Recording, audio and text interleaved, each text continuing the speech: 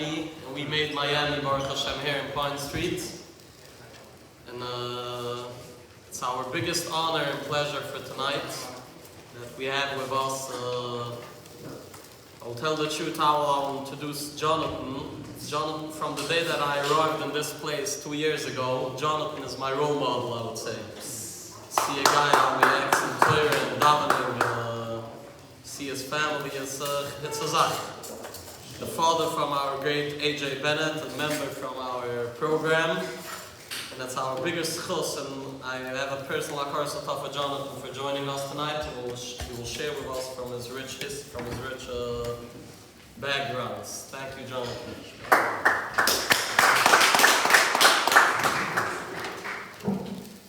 Thank you, Rabbi Yaakov. When I saw my caller ID pop up on Monday night with Rabbi Yaakov's name, I must tell you, I was not expecting him to ask me to speak tonight. Nor is this something I've ever really done before, so I couldn't just pull up a boilerplate from the last time I did this. Also, from what I've heard, the roster of speakers are truly a who's who of incredibly successful firm members of our community, so I'm kind of wondering what I'm doing here.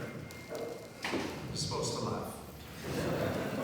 But Rabbi Yaakov said it was important to have someone as part of the program tonight, as we already had a week go by where we did not have anyone.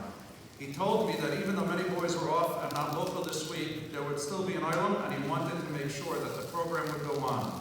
Reluctantly, I agreed. The truth is, there's much to say about the overall impact of this shul, but specifically, this program that Rabbi Yaakov has innovated on its own is worthy of our grateful commendation.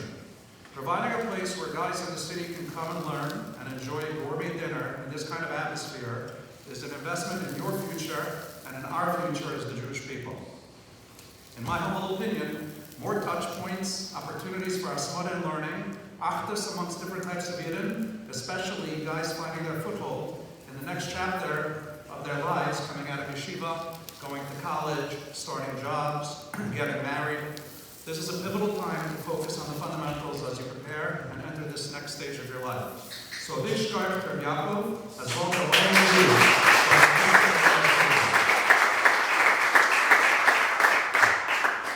I was told that the topic is differing on the bracha, a little guidance based on my experience. So the anecdotes that I'm going to say over you tonight is all with an understanding that any success that I or you have is all a gift from Hashem. That is the most important fundamentally sort of anything we can discuss tonight. If there's anything you walk away with, it's that it's never kodem yatzim, but rather we do our shtablis, we do our best to find our way to our goals, but it's only with Hashem's help that we get there. So what can I tell you about my life? How do I define success? Certainly as a businessman, money is an easy barometer of keeping score, but is that how you actually win the game of life? This is part instructional, part motivational, and all discussion stories. It is by no means all-inclusive, but the product of my jotting down some ideas in the last day or so that easily come to mind for me. My most impactful Rebbe in high school, the one whose quotes I can remember most vividly, was Rameir Shul, famous for many things, including being a Sfer Chassid and also my hockey coach. He was my senior year Rebbe, and we spent lots of time in Mesil Sashar. The first words read, Amr HaMachaber, HaChibur HaZeh, Lo Chibarti L'Lam B'nei Adam Es Hashol Yadu. The Mechaber says, I have composed this work not to teach people what they do not know, Elo Laskir V'Seyadu Lahem Kvar, U'Mefursam Etzlam Pirsum Gadol, Kila Timtza B'Rav Devarai, Elo Devarim Sh'Rav B'nei Adam Yodam Asam, V'Lo Mispavkim Lahem Klav. But to remind them what they already know, and which is very familiar to them, for you will find that most of my words only things which most people already know and don't have any doubt about. Skipping a few lines. Ach mashal yarbu la'ayin love ubevei ro pirsum adavar ubeshitusam etzlam shlo yirad lahem tzorach hotzi b'yunim zman ro. Rather, their lack of devoting more attention to it stems from it being so familiar and so evident to them that they see no need for spending much time on it. And then he proceeds to write the Mesil Sashar. To sum it up, what he's telling you is focus on the fundamentals. Now, we all know the fundamentals because we all come from good homes, great communities, amazing yeshivas and schools. But like Ramchal says, it's so familiar that you don't spend much time discussing it, and that's a mistake. Any successful athlete will tell you it's all about the off-season. You need to put in the time on a regularly scheduled basis in order to be prepared for everything in life that's going to come your way. Seder is the most common characteristic of all successful people. But what goes into that Seder? Here's how I think about it. And by the way, this is all considering that working hard is a given. Everybody here is working hard in whatever they're doing. So here are my ideas of what the Seder looks like. Number 1, family. Number 2, spirituality. Number 3, physicality. Number 4, chesed. Number 5, focus. And not necessarily in that order. Each one of these components is critical to any kind of success, relief of stress, sense of purpose, and overall well-being. They can also be considered part of your avodas Hashem as you are channeling all your efforts towards the fulfillment of Hashem's will. I also don't want you to think that I was always able to effectively execute all of this from the time I was your age. Although I see there are people here that are my age and you might even be older than me. But it was always something that I've been thinking about, and after years and years I'm able to articulate it in this way. Number 1, family. This is the bedrock of why you are doing whatever it is that you are considering doing. The Sefer Hashem counts Puru as the first mitzvah in the Torah. If you are lucky enough to have it, and it is something that you should ensure you have, the strength of the family unit will put you in a place where you have the structure and support to deal with the inevitable challenges that will arise in your path of your chosen pursuits. Pick the right wife, someone that shares your values, someone that will inspire you to do better and be better. Number 2, spirituality. I sometimes joke that one of the greatest systems for retired from Jews is davening to the minyan 3 times a day and having learning Seder. You hear all the time about people that retire and end up dying, in part due to the lack of a goal to pursue, or perhaps the lack of social interaction once their career is over. In the early years, this is a tough commitment with long work hours, traveling, and jobs. But as you continue to do it, you will come to appreciate it. How great it is to start the day, interrupt the day, and end the day talking to Hashem. There is all kinds of research that I did not include here that promotes the virtues of meditation or even napping during the workday. The key is to have a chance to rest the brain and take the focus away from real estate, banking, trading, AI, insurance, or whatever it is that you are pursuing. Even more so, when you put your trust in Hashem, which sometimes is really, really hard to do, you know that it's actually out of your hands anyways. There is nothing more calming than knowing that He is taking care of you. No need for a mental breakdown or sleepless nights when bitachon, manifested in tefillah, is part of your day. And learning Seder, the opportunity to connect with your chaverim in matters other than business, in the Dvarim Shel Kedusha, will lift you up above the mundane issues, which are very, very important, but still need to be put into the context of our lives. I had a Rebbe that used to say the reason we learn Gemara is because it's all-encompassing of the mind. You need complete focus in order to behold it. I liken it to mental gymnastics, which is a further step. Learning actually makes you smarter. How could you not do it? Find cabooses that will elevate you. I have been fortunate to learn with people that inspire me with their dedication and midas tovos and challenge me with their intellect. Look around this room. When you're involved in learning, you also make friends from all kinds of backgrounds. Number 3, physical. I'm sure everyone is familiar with the Rambam that focuses on exercise as a critical component of one's day. There's of course plenty of modern sources that discuss the merits as well. I would say it's another essential component I always observe of highly successful people. Many people say they can't find the time. It's actually not true. Everyone has 20 minutes a day, and that's all you really need. You will find that you live a different day with exercise in your life. You may be an athlete, you may play on a sports team or in pickup games. I used to do all of that, and that's great, and sports I call the great equalizer for meeting people from all places, aside from the tangible benefits of the exercise. As my family grew and other obligations increased, I found that exercise that I could control on my own, like running and working out with weights, gave me the ability to always work it into my schedule. Yes, I get up early, and I try to go to sleep early, but that's how it works. Again, this may be harder when you're first getting started, but it's very important to develop these habits as early as possible. You will find it's hard to motivate yourself, but then you will have more energy. Eventually, it becomes part of your lifestyle. Sometimes interesting things happen here as well. Okay, I wasn't sure if I was going to tell the story, but I will. I was once in San Francisco on a business trip. The stories are probably the most interesting part of the stuff. I have a lot of them, but I'm trying to get through all these papers. And I was at the Intercontinental Hotel in San Francisco, and there's a Chabad, it's called Chabad Soma. I don't know if anybody is familiar with the rabbi there. He drives a motorcycle, it's kind of cool. I don't know if people are still going to San Francisco, but back in the days when people went to San Francisco. So I got up to early in the morning, before Shul to go to the gym, and I noticed a guy with a earpiece, standing like down the hallway, and I wasn't sure what was going on, but I kept on going because that's what I do. I'm going to the gym, going on the treadmill, whatever. And then I walk into the gym and it's empty, and there's another guy with an earpiece there. And then it's just me and one other guy, and it's Barack Obama. Me and Barack Obama working out together in the gym. So that was kind of cool. That's the end of that story. Next, back to the components and the fundamentals. Chesed, number 4, chesed. Such a critical component. Something that you're osik all the time. That kind of chesed, not just check writing. Through your shul, through an organization, any kind of volunteer work. It will fill your soul with light. A fringe benefit also, you'll always know how great you have it relative to the people that you are helping. It's such an important yesod to keep things in perspective. 5, focus. All of the above are tools that I use to be able to focus when big decisions come to my desk. And they come to my desk on an almost daily basis. The decisions, as big as important as they are easier to make when taken into the context of everything else that you're doing that day. All these other things I'm talking about. You will make better decisions with a better lifestyle. And number 6, which I added, which wasn't in the original list, but maybe the most important of all, be nice and be positive. I used to work for somebody who was very, very successful, and he used to say that to me all the time. The key to all of his success always when you're interacting with people is be nice and be positive. Simple stuff. Yeah, but not really. When you don't have the time to do any of the above things that I just mentioned to you, and your wife, kids, friends, or strangers need your attention. Or even if you think someone may not deserve your kindness. The world is a small place. What goes around comes around.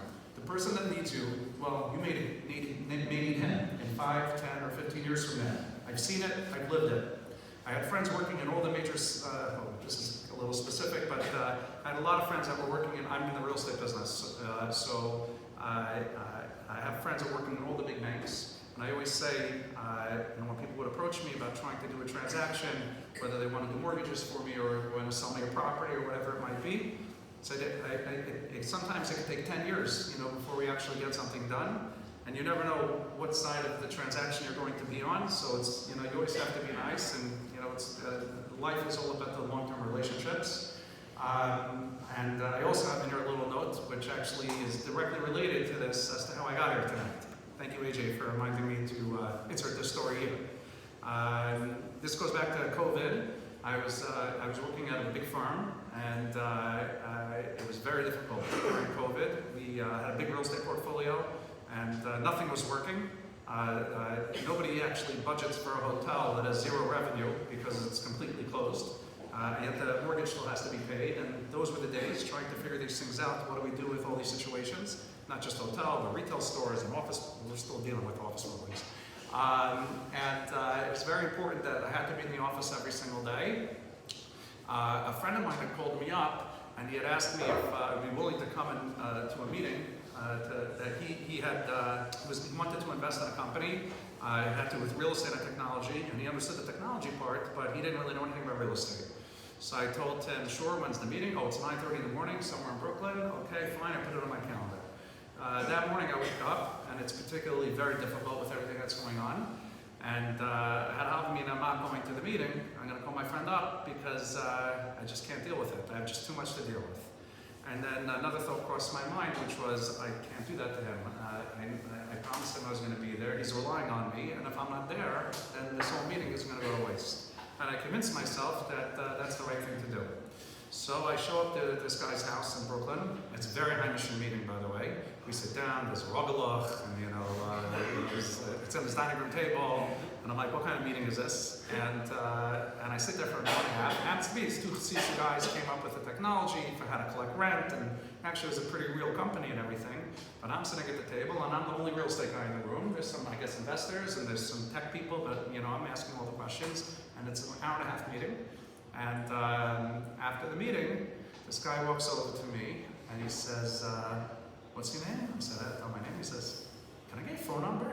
I said, yeah, I'll get my phone number. He said, do you mind if I call you? I said, no, you could call me. So that was Dovey Carfunkel, and that's how I ended up working for Amtrust. So I always put the points back together, and like, if I had never gone to that meeting, then this was Baruch Hashem, this was a nice step in the career, this would not have happened. So you never know, what Hashem is thinking, and very important, be nice, and be positive, and do the right thing. Okay, just to finish up here, so to sum it up, I mentioned family, spirituality, physicality, focus, positivity. These are the building blocks of your daily life. The tangibles we discussed, the intangibles are, but not limited to, the friends and family you will make that will support you in everything you do. Even after taking all of these ideas into practice, there will be times when you will have doubts and challenges, and you have to just stay with the program, and the program will stay with you. I'd like to think about the second to last pasuk in Koheles, also an idea planted in me long ago from Rabbi Shul. So, V'tover hakol lishma es Elokim yirah, es mitzosav shemor ki zeh kol ha'adam. The sum of all the matter, when all is said and done, revere God, observe His commandments, for this applies to all mankind. If you're doing your part, everything you do will be channeled into Avodas Hashem, and He will help you achieve all of your goals. Like I started off, this has been just a reminder of all the things that you already know. A review of the fundamentals. Mirz Hashem, you will all go on to make Kiddush Hashem and great success in your chosen endeavors.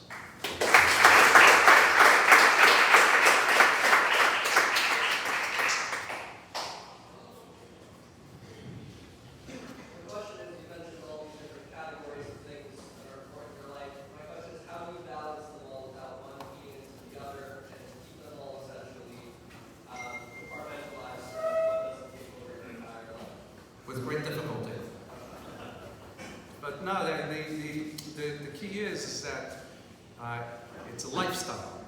It's a lifestyle, so it all becomes like breathing.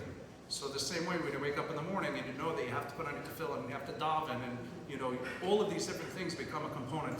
And I'll tell you, my chesed, my main chesed that is part of my daily life is Tomchei Shabbos. When I got a car, I was lucky enough I got a car when I was 18 years old. And so I always felt that once I had a car, I remember what it was like to have to walk everywhere. And then that feeling, all of a sudden you have a car, it's like the greatest gift. It's freedom, it's power. And my thing that I thought about was, now I have to do Tomchei Shabbos because Hashem gave me a car. So I have the ability to deliver Tomchei Shabbos, and that's something that I took on. And I've been doing it ever since, Baruch Hashem, and I don't always do it myself because I have to travel or whatever, but now I run a route, so I have other people that do it together with me. Actually, my daughter is very into it right now. She's actually doing it tomorrow night. So I'm answering your question in a long-winded way.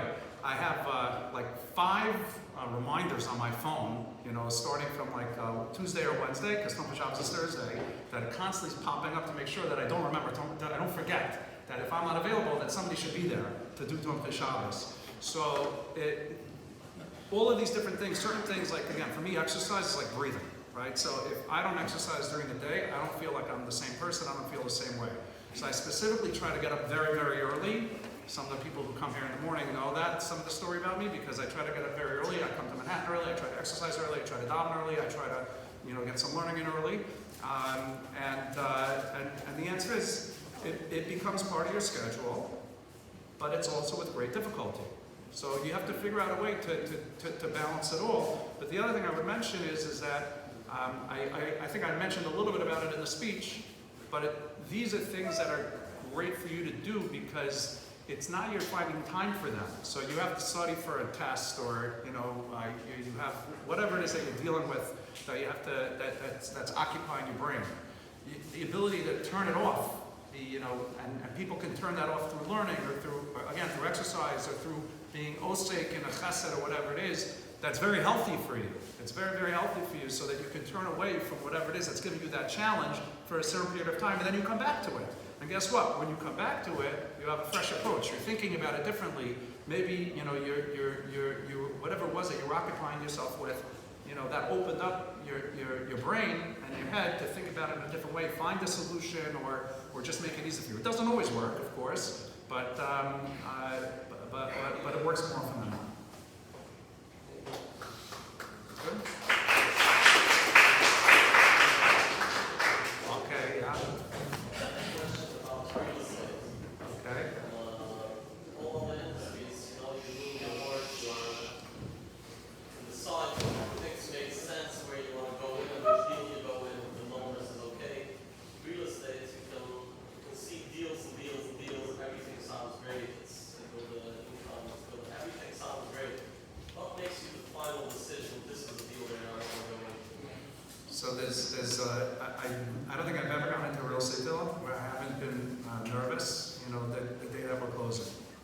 always, there's always nagging concerns. We're dealing with it right now.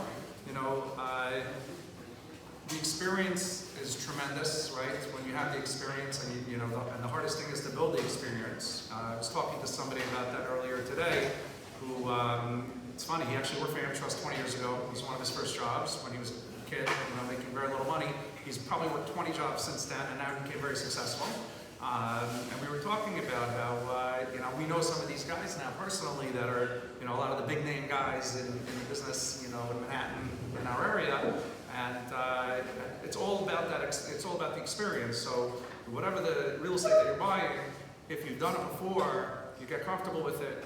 Whatever the asset type, if it's an office building, if it's a hotel, if it's multifamily, whatever it is, you're comfortable with it because you know it. You know the neighborhood, you know the location. The hardest thing is a new asset type in a location that you're not familiar with. So I'll mention a few anecdotes. That's always fun. So I bought something called the Setai Miami Beach, in 2015 probably was, at my old firm. And at the time, the hotel, we paid $86 million for it, and had $1.3 million of income, I think.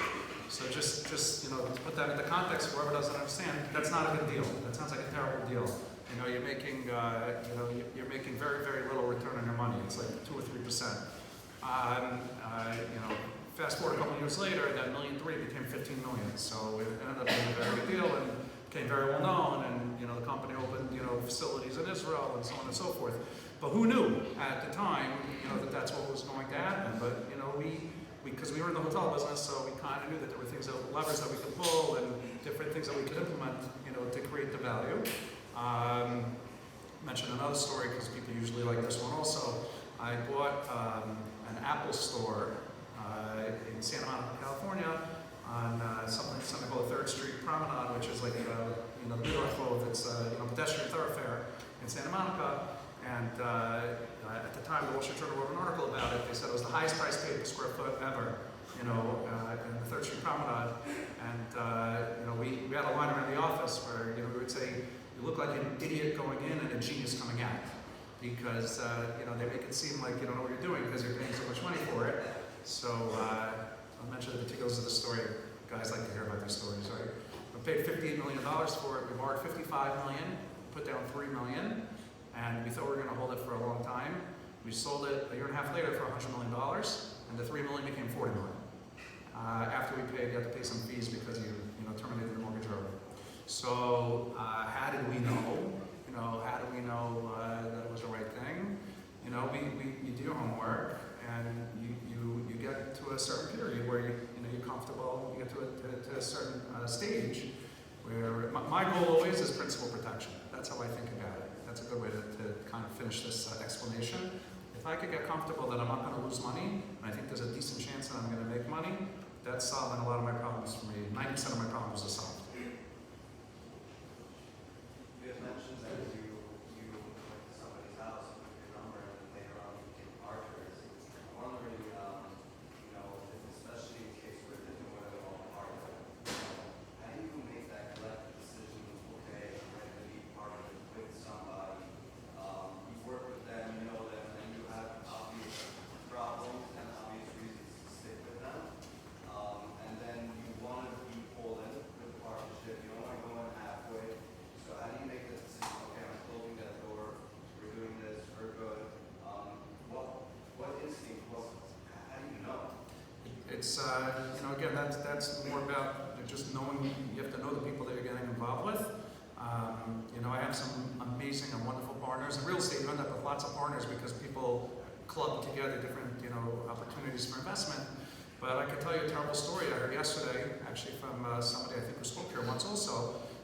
He's part of an investment, and he only owns 13% of the investment, but he's responsible, it's called joint and several, for a very, very big mortgage, over $100 million, and the property's not performing, and his partner says he's out of money, and, they can't afford to pay, it's an office building, so they can't afford to pay the mortgage, and this guy's a wonderful, wonderful guy, and, but he has a problem because he's only 13%, but if he's the guy that has, if he's the guy that the bank is going to come after him together with his other 77% partner, his other 87% partner, they're going to come after both of them equally.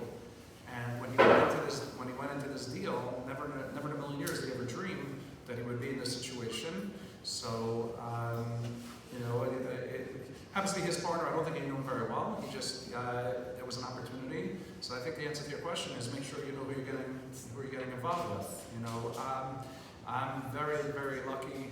I've had not too many terrible partners, but I've had some situations like that. But that I have amazing, amazing partners. That the most important thing is you want to be with people that are what we call normal, right? So you want them to be normal. That they're going to figure out a way to work it out with you, and they're not going to be difficult for the sake of being difficult. Usually that happens, if you have a really, really good relationship, and especially if you've worked together before.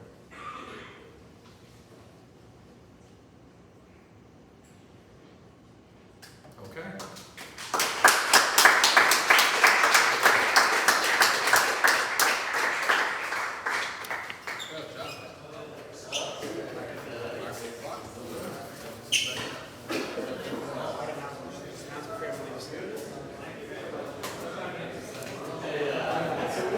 Mark, 5 minutes to his measures. Inside there, right? You vacuumed it?